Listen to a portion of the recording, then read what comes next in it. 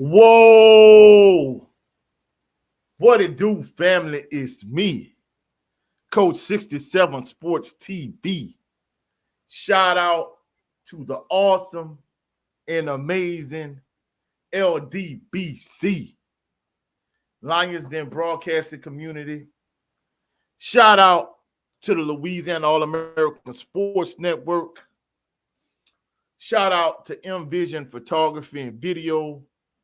You can also connect with him on Facebook, Marlon Harvey.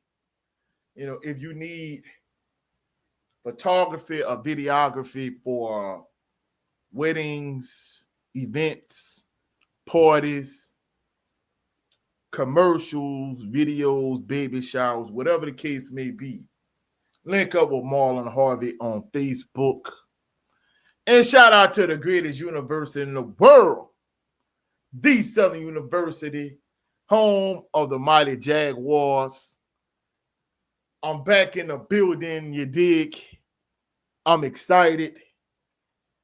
And I just want to say thank everybody that's been rocking with the channel, everybody that has been rocking with me since day one, all the new subscribers to the channel. Man, I just want y'all to know that y'all are valued and greatly appreciated. Let's get it. Yeah. Let's get it. Let's get ready to pop it off, you dig?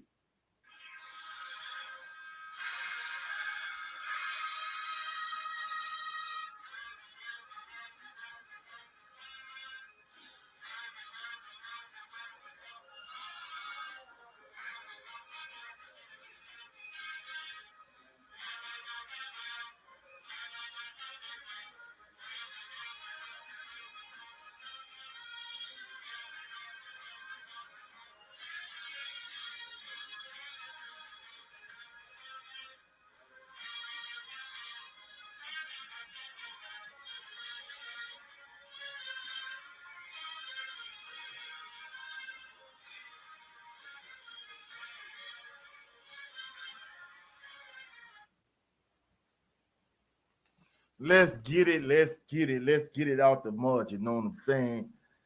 Getting ready to pop it off. See who in the building. Oh yeah, in fact, look, I'm gonna let y'all come on in the building, you dig. In fact, just keep on coming in, you know what I'm saying?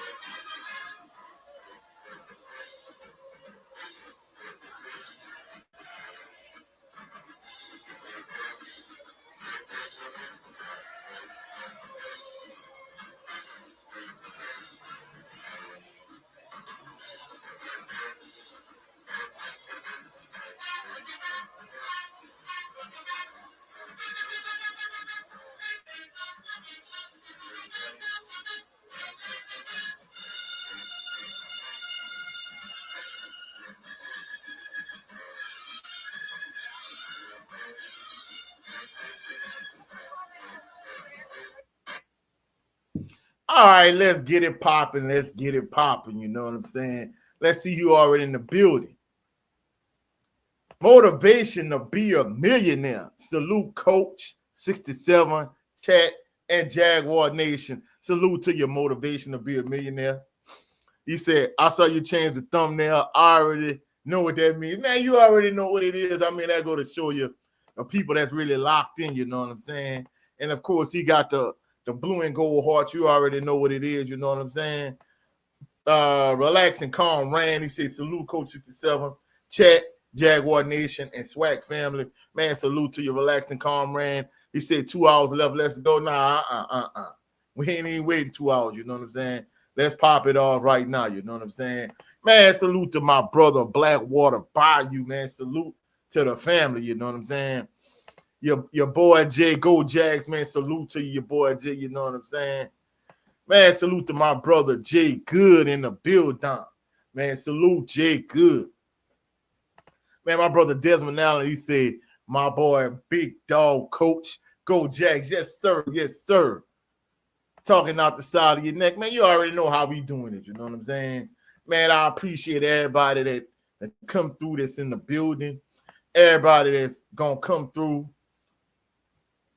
Joseph David, Coach 67 Sports TV. So, man, salute to you, Joseph David. Rod the second. Woods for 3K and 28 touchdowns. Coach, man, let's get it. Let's get it. If he could put up them type of numbers, hey, we're going to do big things if he could get it popping like that, you know what I'm saying? And Blackwater Bar, you say, I hope Mark Fredrick don't mess it up for us this season. It's coaching suspect. I'm not going to lie. Yeah, you know, I'm going to be honest with you. You know, I like his appearance on the Carlos Brown show, but his play calling leaves a lot to be desired still at this point. So just to kind of give everybody that didn't check out the show from yesterday a brief recap.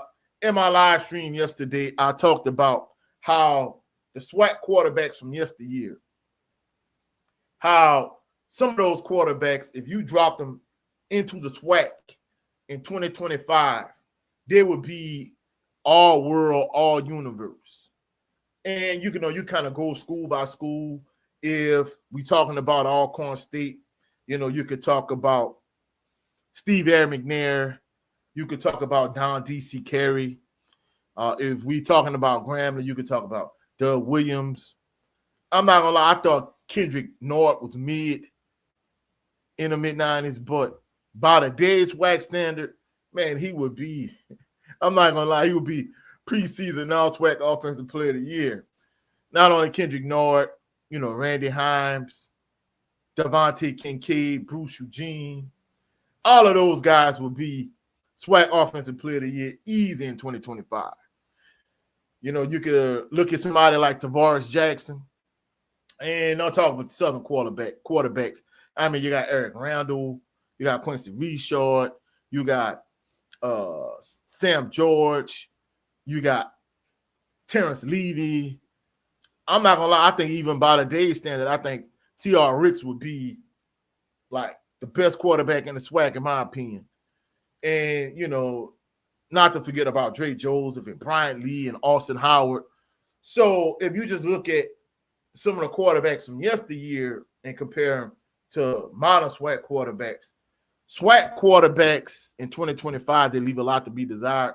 So that's why I'm encouraged with Jalen Woods. And truthfully speaking, I think he's going to be one of the better quarterbacks in the SWAC. Now, in terms of, man, salute to Autism Boy Cottage 81. Salute to your family. He said, salute my guy, Coach, man, salute. And he said, hey, chat room. Joseph Davis said, can the Jags survive with only 3 quarterbacks? The concussion protocol era makes that very risky. Yeah, that's definitely something that, you know, you really need to take in consideration. But, you know, going back to, you know, yesterday's conversation with the SWAC, I'm going to address you in a minute, Joseph David. But I'm not going to lie, like if you took just, you know, SWAC quarterbacks in the past, you know, and truthfully speaking, that's why I'm not really all that, you know, concerned about Jackson State, because I think Coach T.C. Taylor, he's done an excellent job constructing his roster from top to bottom. But Jacobian Morgan doesn't move me. You know, if you ask somebody like Robert Superman Kent in 2025 with the receiving core that Jackson State has, yeah, I would be highly concerned.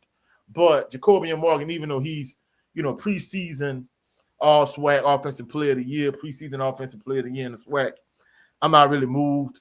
Miles Crawley was preseason SWAC offensive player of the year last season, and you saw how that turned out. So that's why I'm not really moved by, you know, their quarterback situation.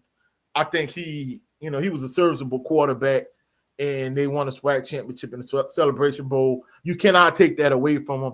However, even with that being said, I honestly think, you know, I think they won in spite of him, not because of him. And, you know, that's just my personal opinion. Going to Joseph David, he was saying, can Southern survive with only 3 quarterbacks. The concussion protocol era makes that very risky. That's a very valid point, Joseph David.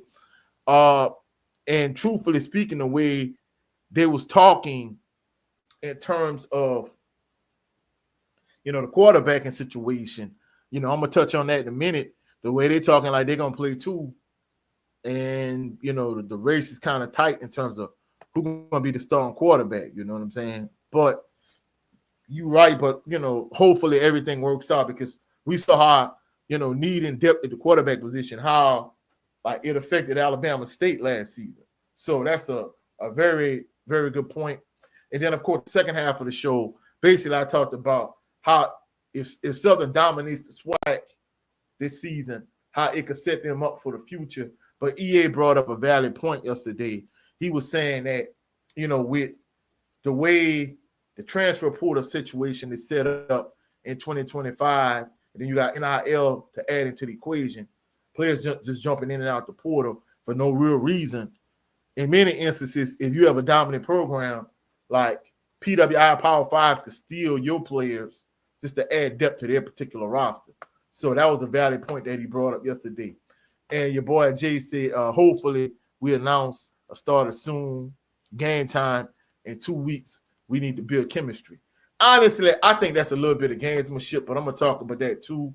Autism boy say, is Terrence Graves overrated as a college football coach? In your opinion? I'm not going to lie. I think he's exceeded my expectations. So I don't think he's overrated. He done bounced around the SWAC. I mean, just to think, I think he's the only person that I could think of that has been both the interim head coach at Grambling and won a Bayou Classic, and been an interim head coach and our head coach at Southern. So I think he's done well, and I think he's exceeded expectations in my personal opinion. Rod the second said, it ain't a race at all, coach. I'm going to get to that, Rod the second. Of course, Rod the second has been pounding the drum for Jalen Woods for the longest. Of course, he was one of the few people. I talked about this yesterday on the show, in my response to the Lace Up podcast, where he was like, Southern really has kind of been bouncing between quarterbacks, really hasn't been sticking with anyone in particular. Rod second been, saying since, Jalen Woods was a true freshman, that Jalen Woods should be the guy. And then in addition to that, like a couple people behind the scenes was telling me, even when Harold Blood was starting at quarterback, they was like, man, coach, guess what? Man, both of those boys not it in terms of Harold Blood and Noah. They was like, I would go with the 2 young guns in terms of AT Stet and Jalen Woods, and people was telling me this a couple of years ago, you know what I'm saying? And Jay Good saying the same thing too. He said, I don't really feel comfortable with 3 quarterbacks in a dual quarterback offense. Yeah, I agree with you 100%, you know what I'm saying? But, just kind of giving my like real-time reaction to the Carlos Brown show with Mark Fredrick and Henry Miller. First and foremost, shout out Carlos Brown. Some of my subscribers were like, man, hey, coach, you need to link up with him. And I'm not gonna lie, Carlos Brown, a cool guy. I had a class with him at Southern, believe it or not. Like 20 years ago, we had this English 111 coach. I'm not gonna be saying coach. This English 111 professor. He was an Indian guy, and I remember at one point, because at the time he was doing the radio broadcast then, and he and I, it was right after the 2005 Bayou Classic, and he was talking about how my guy Dio Bernard dropped the interception. But Carlos Brown was a cool guy. Major props and major shout out to him. You know what I'm saying? Of course, in terms of the Southern University content creators, of course, you got him. You got my brother C. Wells, Swag Talk. Of course, he kind of is around. He kind of makes his tour around the SWAC. Like he said, he's your tour guide around the SWAC. And then, of course, you got Perry White with the Jaguar Journal. But, major shout out to, Southern University content creators. But getting to, the Carlos Brown show Saturday, very good show, with him, Charles Edmond, Coach Van Petway, and Wheeler Brown. They have good chemistry. They show is pretty good. And, major shout out to the Jericho Broadcasting Network and the Black College Sports Network. Major shout out to them.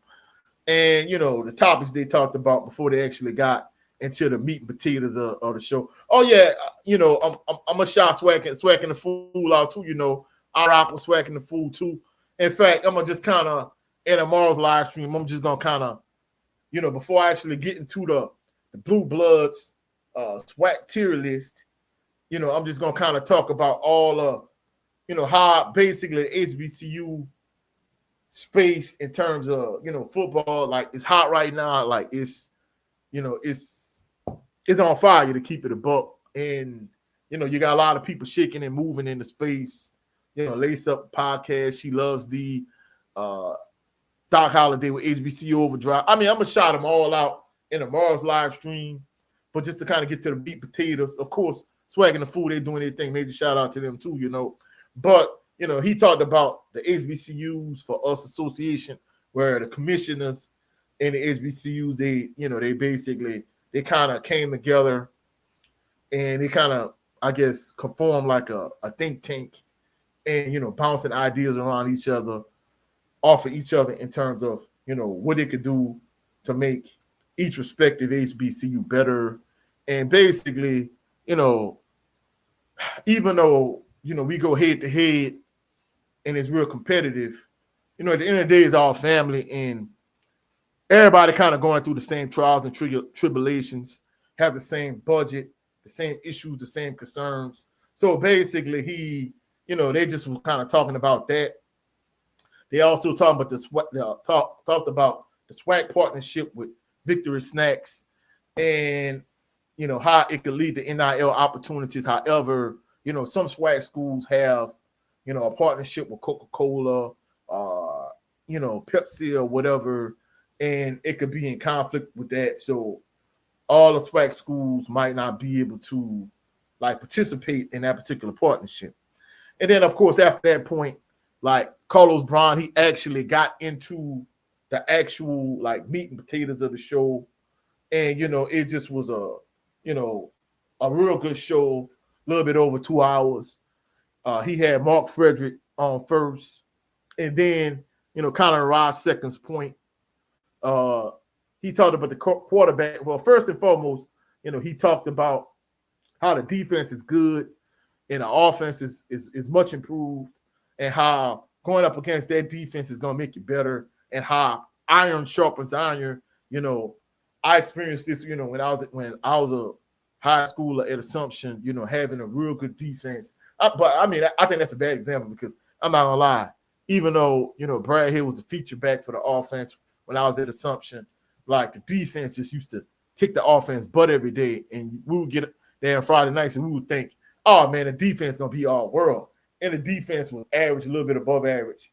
And Brad Hill, I guess he was just, he didn't like to practice. He was kind of like one of those Bo Jackson type, like studs, hey, I don't do too good in practice. But when the lights come on Friday nights, I'm doing my thing.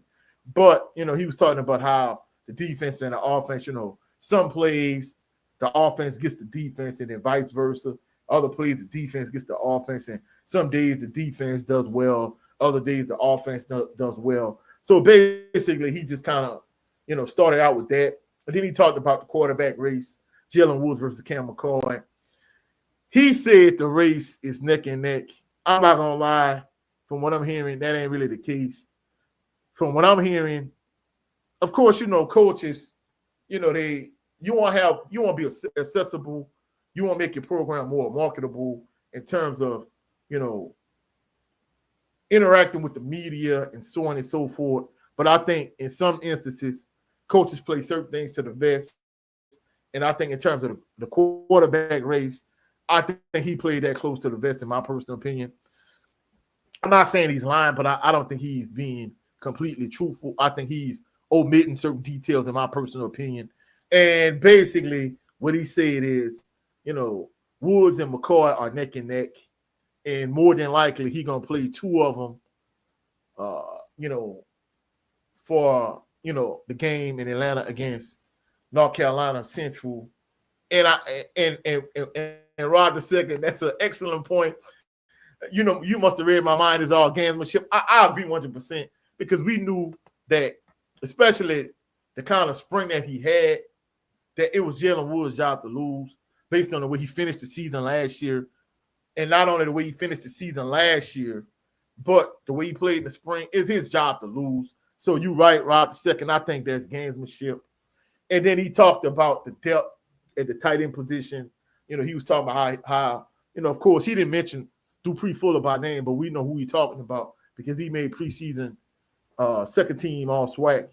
And not only they got multiple tight ends, they're going to play multiple tight ends, so on and so forth.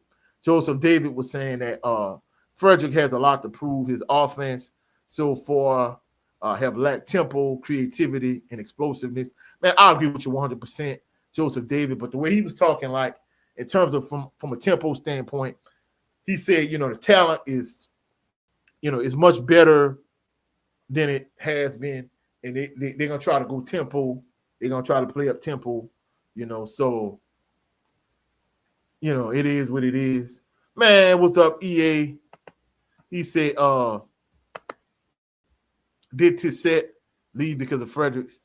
No, I'm gonna be honest with you. I think T-Set saw the handwriting on the wall in that it was Jalen Woods' job, even though T-Set and Noah both played in the SWAC championship game. By that point, I think Jalen Woods, he clearly established himself as the starting quarterback by coming in and taking over for T-Set, because T-Set, he was extremely inconsistent. He played good against Alabama A&M. Against Bethune-Cookman, looked like he was just sleepwalking through that game. And, Jalen Woods came back like late in the third quarter, early in the fourth quarter. He brought Southern back. They won the game. And then against UAPB, he played well. And he played well against Grambling. I think he played better against UAPB than he did against Grambling. But, he played well enough to get the job done. So at that point, I think T-Set and Noah, they both saw the handwriting on the wall. My brother Jay Good said, when you check out the tight ends they have, have some tweeners, deep threat guys. Yeah, I'm not gonna lie. They loaded at tight end, and he pointed that out. You know what I'm saying? Joseph Davis said, there's no guarantee that T-Set will start at Grambling. Yeah, I mean, from what I understand, when I'm understanding that scenario too, like that situation is that's like a real dogfight at that race. I think with Mark Fredrick, I think it's more gamesmanship, like Rod II said. But in terms of that Grambling race, that's 50-50. That could kind of go either way, you know what I'm saying? Then he talked about the wide receiving core. He talked about, of course, we know Darren Morris is the number one receiver, but he also talked about how, some of the younger receivers that have been there, of course, you got Cam Jefferson. He talked about Kobe Brown, Malachi Sticks Jackson, Gerard Hicks. So, he was saying how, you're not going to just be able to load up and just stop the run. That, wide receiving core can definitely hurt opposing teams. He talked about that. Of course, he definitely talked about the running back room, how they go 8 deep at running back. He talked about Trey Holly. He talked about Mike Franklin being a bruiser, one of those, Lionel Nicholas, Gerard Sims, the late Steele Adams. Like, he's the big, physical, strong, 5 yards in a cloud of dust type running back. He talked about Preston Cahey, Barry Remo, Amarian, Duke Asbury, they called him Double A. Like I said, Barry Remo, he talked about how Gabriel played last year too. Also talked about, full offensive lineman returning, how the offensive line has, gel well together. They're trying to find who's going to start at left tackle, but they're returning 4 starters on the offensive line. And basically, he was saying how the offense is much better. You got some veteran guys, they won't go tempo at points. So at the end of the day, like, basically he was saying that across the board, like, the offense is much better and it's much improved, and they're going to do some damage, And then, of course, they had a little break, whatever. And then they, transitioned over to Henry Miller with their little commercial break. Your boy Jay said, hearing Coach Miller talk Sounds like he knows exactly what he wants to do. I'm only concerned about Fredrick's offense. Yeah, I think that's a very, very accurate and a very valid concern. But I think the one good thing about the offense is from a talent standpoint, it's been a quantum leap from based on like the clips, I've been sent behind the scenes. And Joseph Davis said, sorry, I'm not so on the O-line. Is it a championship caliber? They would have to prove it to him. And that's a valid concern. Especially when you talk about, Jackson State's. I'm not gonna lie, Jackson State, it was dominant up front last year. They're gonna have some savages up front on their defensive line. So that's a valid concern. Can Southern's offensive line match up against Jackson State's defensive line? I think that's a valid concern. If I said anything else, I'll be lying, Joseph David. But I think from a chemistry standpoint, I think they've gelled together even more. So, I think it kind of remains to be seen. You know what I'm saying? Rod the second said, if Fredrick puts Woods out in tempo with those running backs, 35 touchdowns. I agree. Because, one thing about Jalen Woods that separated him from ZT Set and Noah Barton, Noah Barton, I'm not going to lie, his decision-making left a lot to be desired. And not only that, he just couldn't make, like, basic, simple throws. I think ZT Set did a better job in terms of making plays at times with both his arm and his legs, but he struggled to read defenses at times, too, and he was extremely inconsistent. However, when it came to Jalen Woods would go through his progression quick. He would make the right reads. He would get rid of the ball quickly, throw a good catchable pass to the wide receivers. It took him a while to adjust to him, but once they did, he clearly was the better of the three quarterbacks, and it wasn't even close. You know what I'm saying? Joseph Davis said was disappointed the multiple offensive line recruits did not make the team. Poor recruiting. I'm not gonna lie, some of the guys, based on what I saw watching footage, I thought a lot of those guys had potential, but it seems like they just didn't pan out because, really you got to realize they went through this last spring when they brought in all of those offensive linemen after the spring game, and all of those guys didn't pan out either. So I don't think it's poor recruiting. I think sometimes guys just don't pan out, and sometimes the evaluation process really doesn't, it's not what we think it is. You know what I'm saying?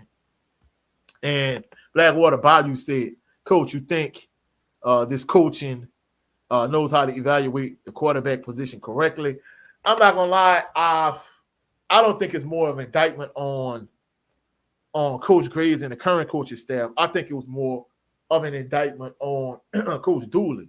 You got to realize, these guys, even though Coach Graves was there, essentially these Eric Dooley guys.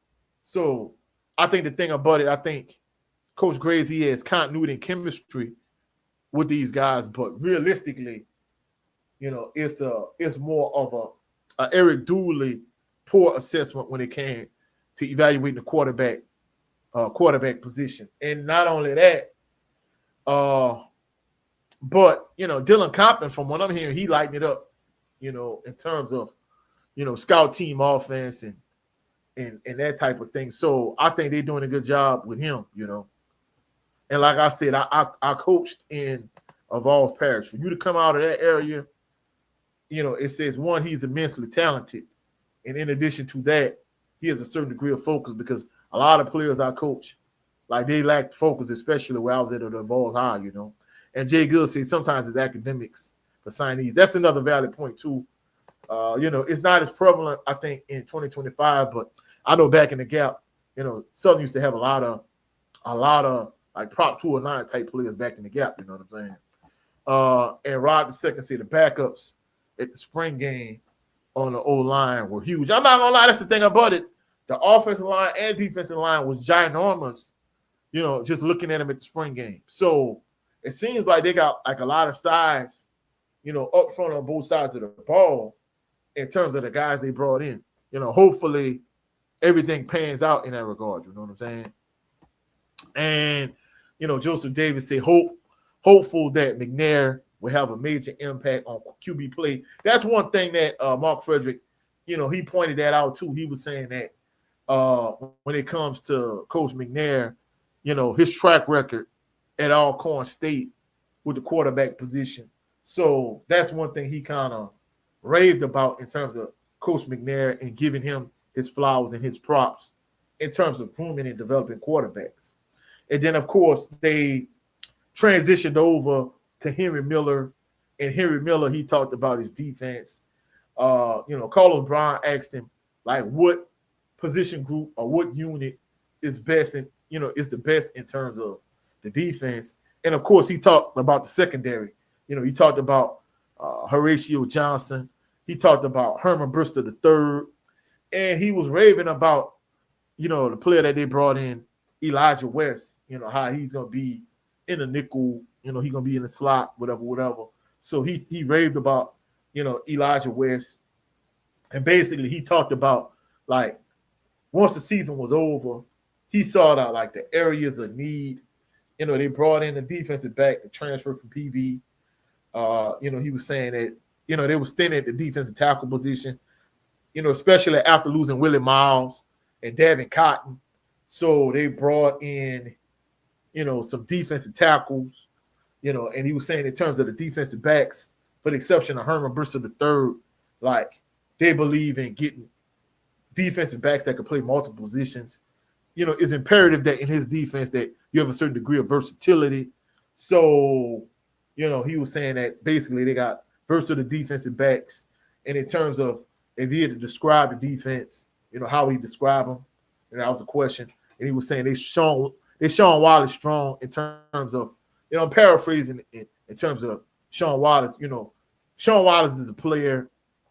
He really kind of was like the honey badger before the honey badger in terms of, being good on the back end in the secondary, but he played a lot around the line of scrimmage. Even as undersized as he was SWAC Defensive Player of the Year in 93.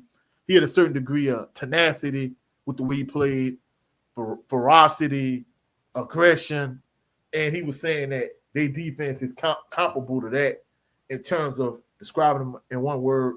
Of course, Southern defense, they have those foundational players. They raved about, of course, Kelby Givens. He done earned his stripes. Kelby Givens, Horatio Johnson, Herman Bristol III, Vince Page. Like I said, he kind of reminds me a lot of Vince Lance.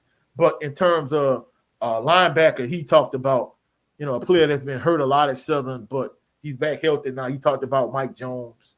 And not only that, but he's talked about, like, buy-in from the defense, buy-in from the team. And he said one thing about the defense, like, they fly around, they smack people, and, they're fast, they're physical, they're aggressive. And, they were saying how, of course, by that point, that pretty much was it for Henry Miller. And he did a good job in terms of talking about the defense and how essentially, even though the players are different, the defense is going to be the same this coming year that it's been for the past few years. And basically, his formula works. If it's not broke, don't fix it. So without question, Jay Good says still uncertainty as for who is going to be returning kicks and punts. That's another thing too.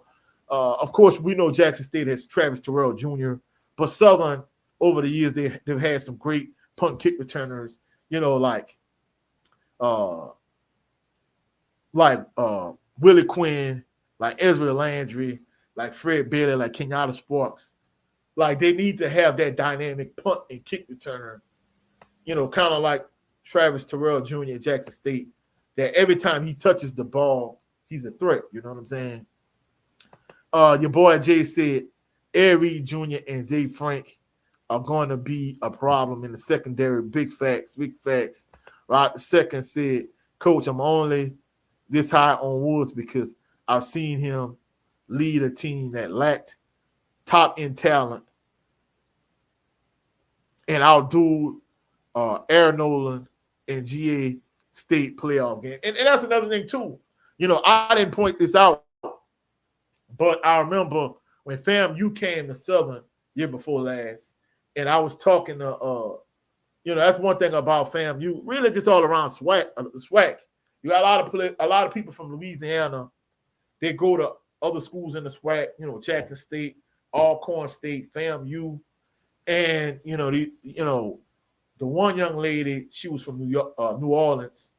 I think the other few was from Baton Rouge. They all went to FAMU together. They were friends. One of them say she was on the swimming team at FAMU some years back or whatever. And, she was saying that, she was complaining about, the quarterback play. And I'm like, look, if you want to switch quarterbacks, hey, y'all can have Harold Blood now. If y'all want to switch coaches, I'll take Willie Simmons over Eric Dooley right now. She was like, nah, we good. But, sometimes he be messing up. I'm like, man, look, hey, bro. Y'all got the best quarterback. At the time, arguably the best head coach in the SWAC. And then, of course, one of the other guys, he was saying that, he was like, man, Harold Blood this, Harold Blood that. He was like, man, Jalen Woods. He was like, that's another person that told me. He was like, basically, FAMU wish they would have got Jalen Woods because, hey, after that year, we saw what the quarterback position was for FAMU. So Jalen Woods, evidently, at that time it was between Southern and FAMU, and of course he came to Southern, and we see how it paid off. You know what I'm saying? Jay Good was saying he could hit and could easily go 6, on a pick and score. Yeah. That's definitely another valid point too. You know what I'm saying? Joseph Davis said, word on the street, Mike Franklin, truck Herman Bristol the third in scrimmage to score a touchdown. Bristol did not return, but he should be okay. And that's one thing they talked about too. Of course, they had the scrimmage on Saturday night, and both Mark Fredrick and Henry Miller was basically saying that they didn't want to get anybody hurt in terms of the scrimmage. So that's one thing that they definitely pointed out. You know what I'm saying? He said, I think he may do a video Georgia State playoff game as well. Coach. Yeah, I don't know about that. Rod II was saying, I was surprised he was in the SWAC at all. Yeah. And your boy Jay said Mike Franklin is an absolute huge dude. Huge players have absolutely dominated the SWAC in recent years. Yeah, and I'm not gonna lie, that was one of my drawbacks of Coach Richardson when he had Lionel Nicholas, in 93 and 94, because essentially Lionel Nicholas was that then. And he gave 100% of the carries to Melvin Williams Jr. Melvin Williams, and like I said, of course, Melvin Williams Jr. is my guy. He's from the same area, even though, we live on different sides of the body, and I never came in contact with him more than a couple of times. But still in all, I felt like Lionel Nicholas should have got some touches. They didn't have to split carries the way they did last year. Of course, the way they talk, like they're going to do the same back by committee thing again this year. But even with that being said, truthfully speaking, I felt like Lionel Nicholas should have got carries back then, because even when he got a game, at the end of the game, like a few carries, he was a big, strong, physical back, and Pete Richardson never gave him touches at all. And it was all Melvin Williams Jr. at that point. Man, shout out to EA. He said, just looking at Holly's body, he looks out of shape. Yeah, I think he's going to be a difference maker. But, that's what I was saying when everybody was like, they think Trey Holly coming to Southern, it shifts the balance of power in Southern's favor. And I'm like, I don't think, because, I think just like last year, even though, of course, I done caught some heat from my subscribers, saying I was too high on Kendrick Grimes. I felt like Kendrick Grimes was easily, no disrespect to, the Barry Remo and Gabriel and C.J. Russell and Kobe Dillon. I felt like Kendrick Grimes was head and shoulders the best running back, and Kobe Dillon got the most touches. So, they're going to play that running back by committee, because there were instances where I even thought, like, Kendrick Grimes had the hot hand, and they still played back by committee. So, I think, Holly may be out of shape, but they're still going to give him touches, and they're going to play the, that running back carousel the way they did last year. Jay Good said, SU has fallen in love with the prototypical scat back over the years. You have to have bruisers. The room is balanced now. Yeah. And you know, he even brought up, you know, Double A, Amari and Asbury, you know, and you know, truthfully speaking, you know, I think he's bigger than all the rest of those smallish backs, and he has speed also. So I think he's another one that's going to be a difference maker.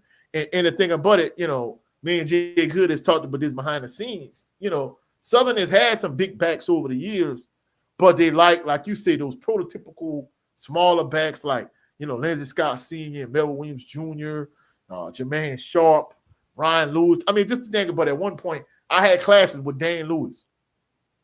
Dan Lewis was 6 feet tall and 200 pounds, and he was considered to be a power back by Southern standards. And I'm like, dang, man, like, you know, so you right. Then I fell in love with the Steve Wolfords and the Ryan Lewises and the Gerald Holmes. I mean, don't get me wrong, those guys, you know, when they get in open field, you're not gonna catch them. But at the same token, some of those guys, they're easy to bring down in terms of, you know, I done seen Steve Wolford like avoid contact at all costs. You know what I'm saying? Even though I thought he ran hard by Southern back standards, a lot of people thought Melvin Williams Jr. was a tiptoer. You know, Ryan Lewis was I think he probably the fastest running back I done seen come through Southern in my personal opinion. But he another one. You could bring him down with an arm tackle. Same thing with Gerald Holmes. You know, even I think Lenard Tillery was one of the harder running backs at Southern. But, you know, he still wasn't like a huge guy. So, you know, Southern has fallen in love with that prototypical scat back, third down type back. You know, that's definitely accurate assessment by Jay Good. Of course, he played at Southern, so, you know, you definitely would know. Your boy Jay say Holly looks extremely shifty and quick in the videos I've seen. I agree with you 100% because, you know, of course, I done got a couple clips, even though I still haven't fixed, you know, that my primary phone, I've been using the backup phone line. You know, I don't have all my social media on a backup phone, but a couple of clips I have been able to see, you know, when the phone, it comes on every blue moon. He does look extremely shifty, you know what I'm saying? He said, I've seen if he's out of shape, then I'll be scared to see what he looks like in shape. And that's another point, too. You know, they talked about him having a good run. I think he had a long run, too. So, yeah, if that's out of shape, just think about when he is in shape, you know. And that's another thing, too.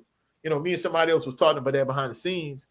You know, I felt like there were times Kendrick Grimes had the hot hand and, you know, Coach Fredrick still played running back by committee.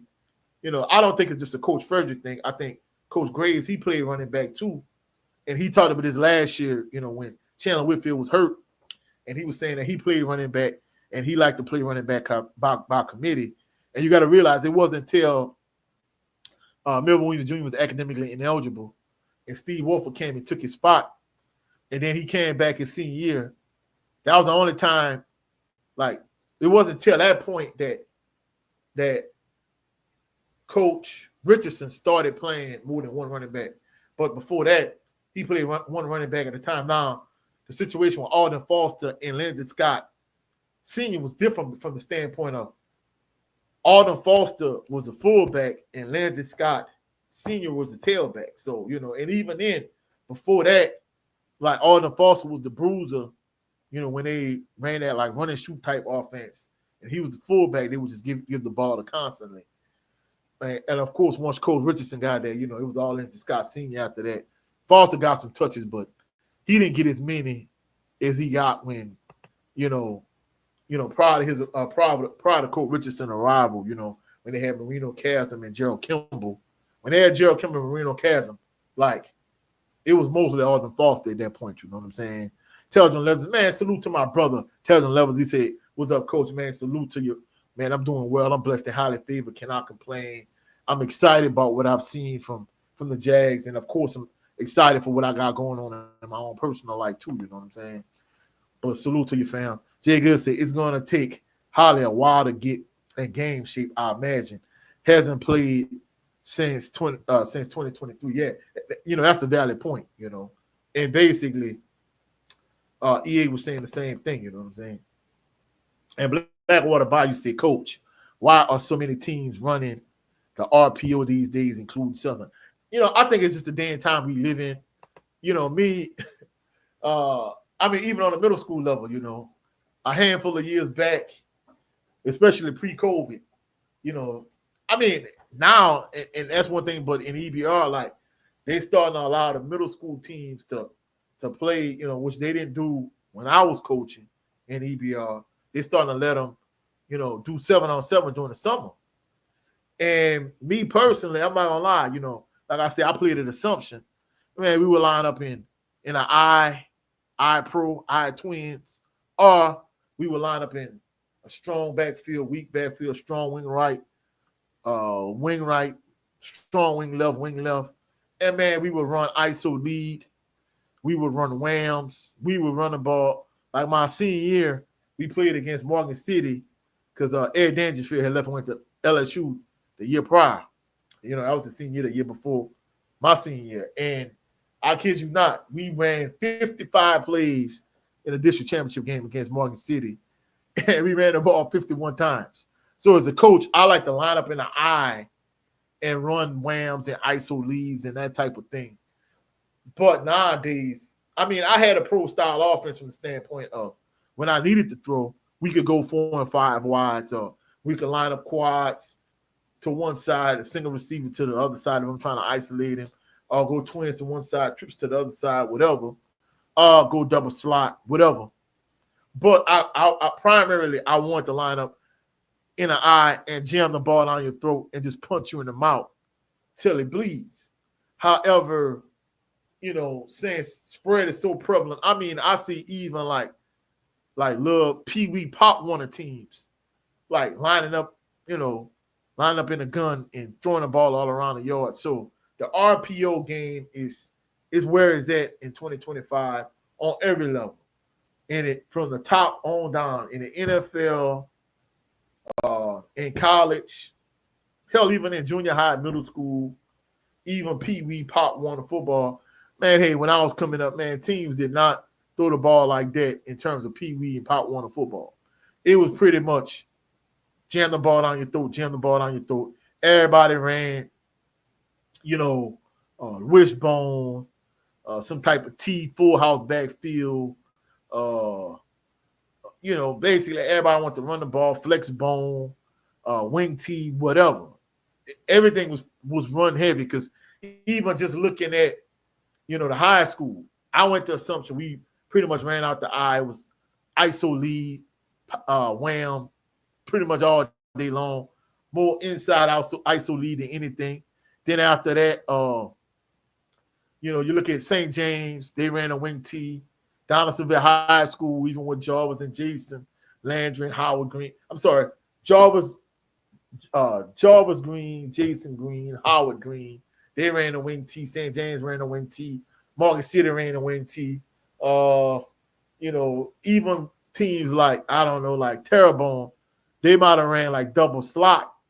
But even though it was a run and shoot offense in terms of look, they had a big 260-pound fullback that just would run to the line of scrimmage and fall forward 5 yards every play. So it was more running in those late 90s, whereas nowadays, and that's the crazy thing about it, I knew quarterbacks that really could legitimately throw the ball, but since we were so run heavy in terms of my school and all of like River Parish schools, St. James and East St. John and West St. John and Donaldsonville High School, Destrehan, Thibodeau, like I knew like quarterbacks that were like good quarterbacks that would have thrived in this era, but because they played in the wrong era, it is what it is. You know what I'm saying? Jay Good said, I hate this era, LOL. Me too. I'm not gonna lie. My offense, like I said, the only time I'm gonna throw the ball is if I'm forced to throw the ball. I'm gonna run the ball 85 to 90% of the time as a middle school coach. But even with that being said, if forced to throw the ball, I'll throw it. But throwing was always my last resort, in my personal opinion. Jay Good said, I blame Spurrier and Mike Leach, RIP.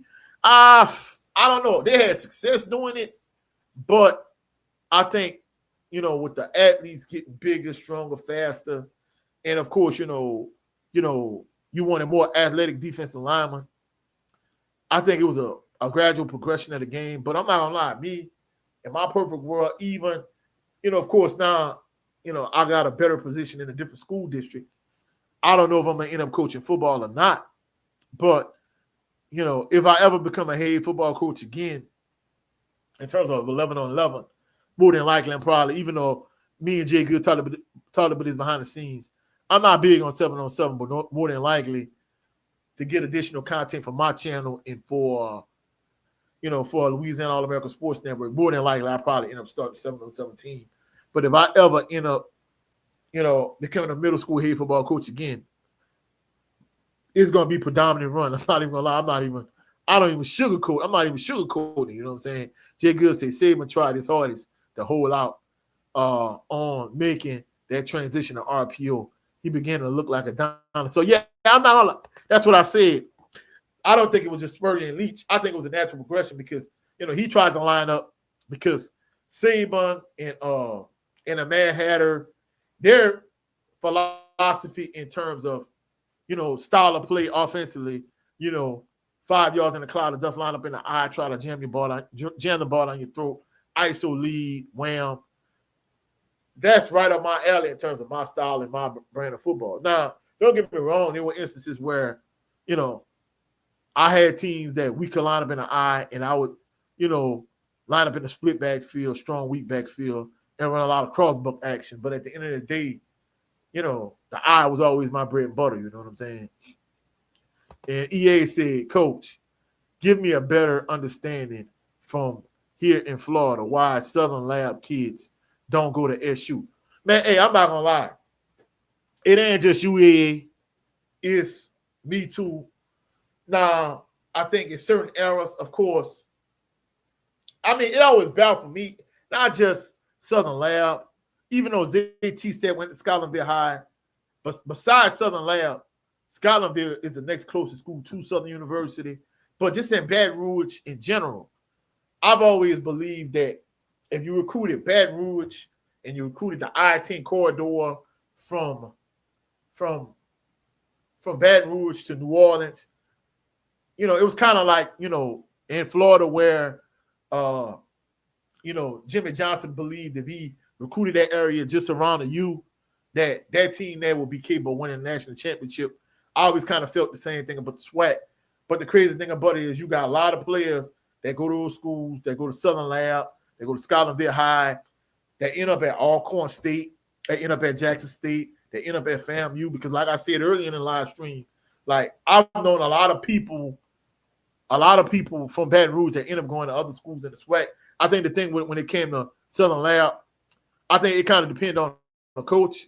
I know at one point, from what I understood, I never been able to verify it. I plan on, trying to get Coach Richardson on, at some point, maybe an interview with him, an interview with Eric Randall. But I know different people I talked to, it pretty much, it came down to a lot with the coach. I know, for example, like from what I heard, I don't know how true it is, like Eric Randall, give you an example, right?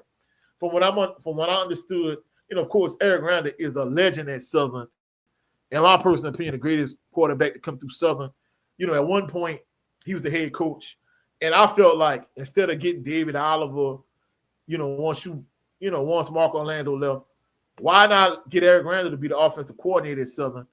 But, of course, he never did. And from what I understood, I guess at the time, Coach Randall and Coach Richardson, maybe they didn't see eye to eye. And that's the reason why some Southern Lab players didn't go to Southern. And not only that, but from what I understood, too, like Southern never recruited Southern Lab hard enough.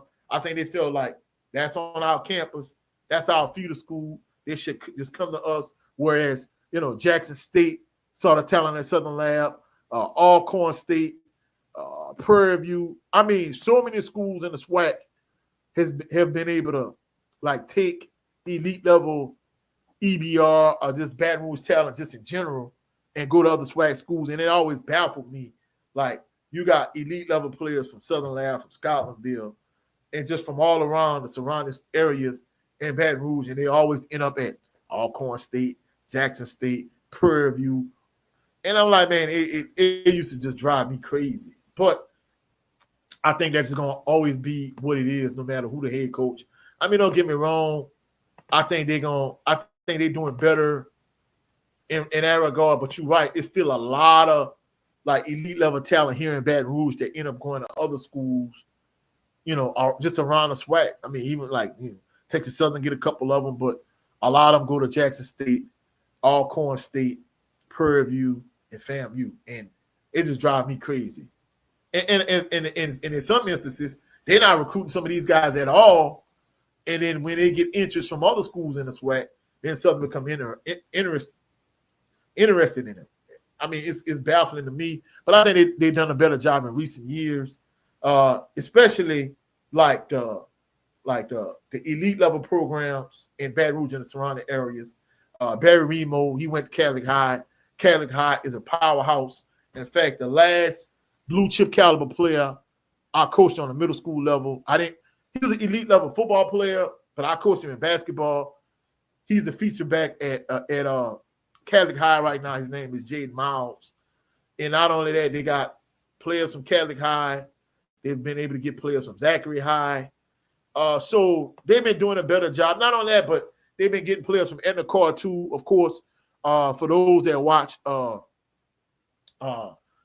Algiers thing with Etna Carr. Etna Carr is another elite level program here in the state of Louisiana. Etna Carr has been feeding to schools just in the SWAC and in the SEC in general. You know what I'm saying? Because looking at the Algiers America special with them, I mean, I'm not gonna lie, they have elite level coaches and elite level players that go to LSU and Southern and Jackson State and Alcorn State. The quarterback from there, he ended up I don't know if he ended up moving a wide receiver at Alcorn State, but he ended up going to Alcorn State being a man. And then he had a trial for the Saints, and 2 weeks prior to his trial, he ended up being deleted. Somebody murked him. It was a sad situation, just watching that on that special. But it goes to show you that, some of these areas, especially in Louisiana, on the West Bank of New Orleans, certain pockets of Louisiana is real talent rich. However, it just have some of those ancillary issues in terms of keeping players out of trouble and so on and so forth. You know what I'm saying? Blackwater Bayou said, years ago when I lived in Louisiana, John Curtis out of New Orleans used to beat everybody in the state. Yeah. I'm not gonna lie. Curtis is another historical program in the state of Louisiana. Of course, they're another 5 yards in a cloud of dust. To this day, they still just line up and jam the ball down your throat, punching them out. But the only thing with Curtis is they players, they synonymous for not being able to go to the next level and get the job done. Yeah, I mean, of course, you got some here and there. But for the most part, like I've known players that went to Curtis that will go to Nicholls State, go to LSU, this, that, and the third. For whatever reason, those Curtis guys, they excel in high school, with that system, 5 yards in a cloud of dust, triple option type team. But when they get to the college level, they just don't pan out for whatever reason. And it kind of is what it is. EA said, wow, that's crazy. Oh, yeah, big facts. I'm telling you, I mean, there was years that you would have some of the best high school players in the entire state of Louisiana be right there at Southern Lab, be at Scotlandville, be, at some of these surrounding schools like, Capitol High, Catholic High, Zachary High, wherever. And they would just end up going to other schools in the SWAC.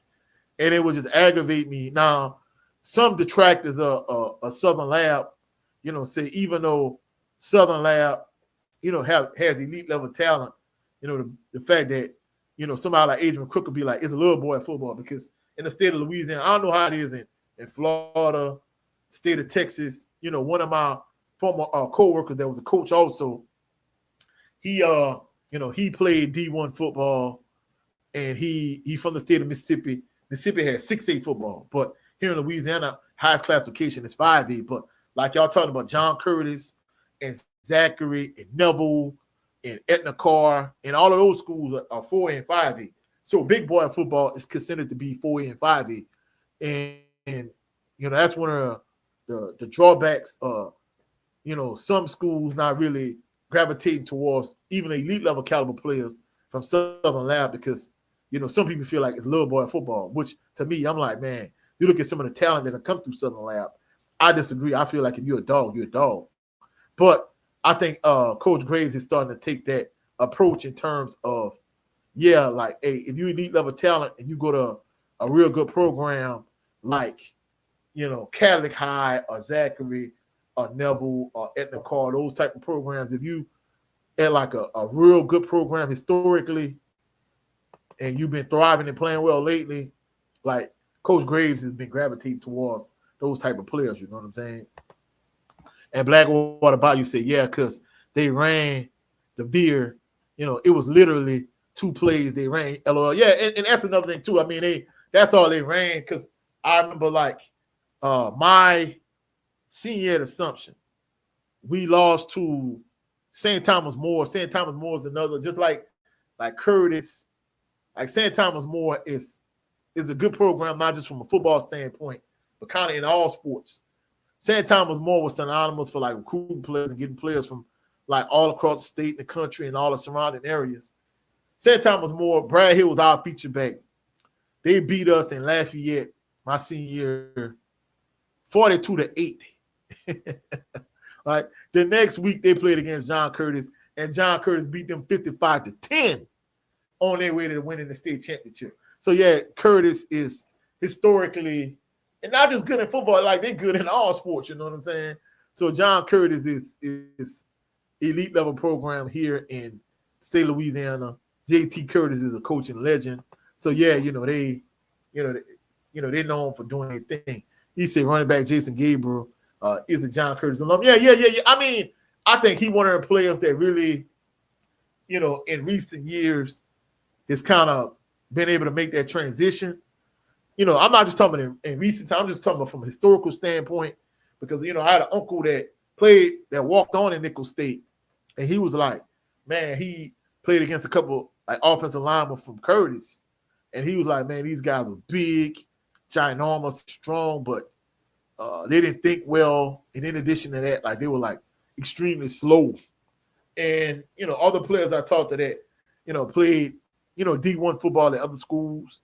And, you can look it up. I mean, Curtis players are synonymous for not being able to, like, make that transition to the next level, And like Blackwater Bayou said, it's that veer offense. They run a veer offense. And, of course, Azale talked about it in Remember the Titans running the beard, and that's pretty much what they run.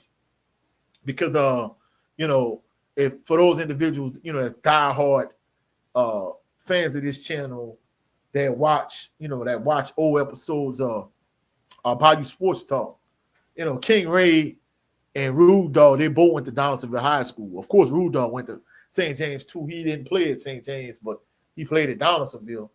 And like King Ray's senior year, they played against Curtis. In fact, that was his senior year. I think they had Stephon Sullivan. They call him Phony. They had Stephon Sullivan. They had Taj Brown's older brother, Tyler, because I think Taj was a freshman at the time. And they played against Curtis, and Curtis just ran all over them because they played in the killer district that year. University Lab was in their district when they had Dylan Moses. They had Curtis in their district. Man, they was just in the Savage district. So they excelled in basketball, but in football that year, even with Stephon Sullivan, they didn't do what they should have did. You know what I'm saying? But I'm not gonna lie, I'm excited with this live stream. This was a very good live stream. I appreciate everybody that came through. Tomorrow's our last day of professional development before the students come into the building on Thursday. So I'm going to shut it down at this point. Major shout out to Motivation to Be a Millionaire, Relax and Calm Rain. My brother Blackwater Bayou, the family, your boy Jay, former Jaguar player, my brother Jay Good, my brother Desmond Allen, Joseph David, Rod II, my brother, Autism Boy, College 81.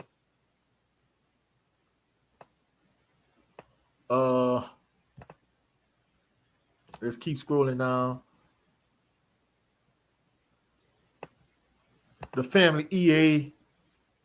Man, I just appreciate everybody that's been supporting the content, that's been rocking with me, because the channel is showing and growing. Oh, my brother, can't forget Teldrin Leathers. And salute to you. Who else? Yeah, man, I appreciate you, Teldrin Leathers. You know what I'm saying? Hey, it was a good live stream. I'm excited. Of course, tomorrow's live stream, I'm going to shout out all of the HBCU content creators that I didn't get to shout out tonight. Of course, I talk about the Southern content creators, the Southern centric content creators like Perry White, Jaguar Journal, Carlos Brown, Sewell Swag Talk. But I'm just going to shout out to everybody tomorrow. And I'm going to talk about, the Blue Bloods and the Blue Bloods tier list. So I'm going to address that tomorrow night. In fact, I think I might go live a little bit, probably around the same time tomorrow. I'm going to see how my schedule plays out. I don't know. In fact, I might jump the gun and do it early, you know what I'm saying? But either way, man, hey, y'all hit the like button, please. Also, my channel is not quite at 1,000 subscribers. I'm less than 300 subscribers away. So if you have not done so already, please subscribe to the channel, because once my channel gets monetized, I'm going to take those proceeds and I'm going to reinvest into the channel, so I could do more work with M-Vision photography and video, so I could upgrade the quality of content that y'all get on this channel. So maybe I could do an intro, do some other stuff to improve the channel, you know what I'm saying? Because, a lot of people, been seeing me lately, especially when I'm in BR, telling me they love the content, they love the show, whoop the whoop the woo. So I want to take that,